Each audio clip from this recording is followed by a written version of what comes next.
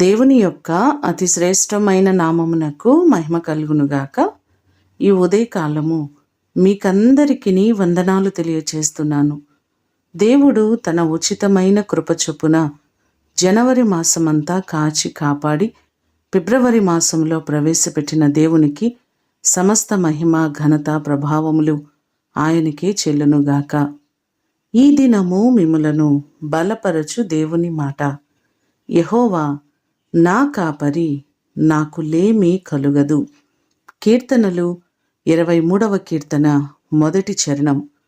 భక్తుడైన దావీదు అంటున్నారు, ఆయన నాకు కాపరిగా ఉన్నారు కాబట్టి ఏ కొదువ కొరత నాకు లేదని చెప్పడం మనము ఈ భాగంలో చూస్తున్నాం.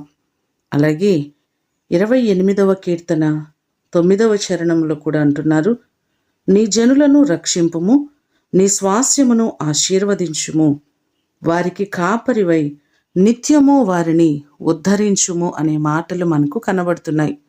ఆయన ఇప్పటి వరకు మనలను కాచిన దేవుడు, కాపాడిన దేవుడు.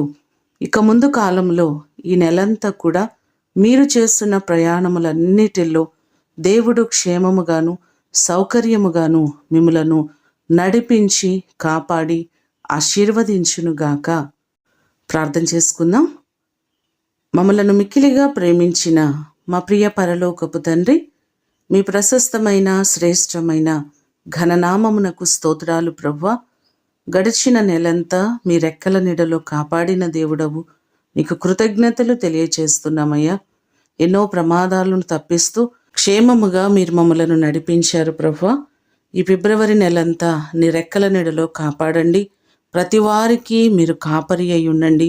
నీ కాపుదల, నీ క్షేమము ప్రతి వ్యక్తికి, ప్రతి కుటుంబానికి మీరు దయచేయండి. మా సబ్స్క్రైబర్స్ అందరినీ మీరు ఆశీర్వదించండి. వింటున్న ప్రతి వారిని మీరు దీవించి ప్రతి వారికి నీ కృపాక్షేమములు తోడుగా ఉంచమని యేసు అతి శ్రేష్టమైన నామమున అడిగి వేడుకొని పొందియున్నాము తండ్రి. ఆమేన్. దేవుడు మిమ్ములను దీవించునుగాక.